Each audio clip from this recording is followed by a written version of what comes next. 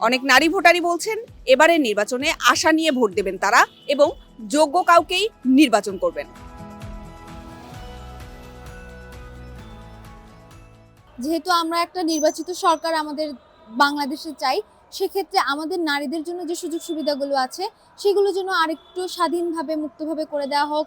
নারীদের নিরাপত্তার বিষয়গুলো যেন দেখা হোক, তাদের পড়াশোনার বিষয়গুলো, তাদেরকে কর্মক্ষেত্রে কাজ করতে দেওয়া, তাদেরকে স্যালারির যে বিষয়গুলো সেই বিষয়গুলো যেন আরেকটু লক্ষ্য করা হয় সেই বিষয়গুলোর প্রতি, এবং সেগুলোতে যেন আরেকটু বেটার কিছু যেন আমরা পাই।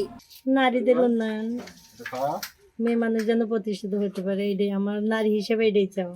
গণভোট সম্পর্কে যতটুকু শুনেছি আর কি, এগুলো 10 বছরের বেশি, মানে এক সরকার অনেকদিন থাকতে পারবে না, সেই জন্য এটা আমার কাছে হা ভোট দেওয়া উত্তম, এটাই মনে হচ্ছে। বাছাইকৃত লাল সরিষার দানা থেকে অত্যাধুনিক কোল্ড প্রেস মেশিনে তৈরি হয় প্রাণ সরিষার তেল, আসল ঝাঁঝে আসল স্বাদে।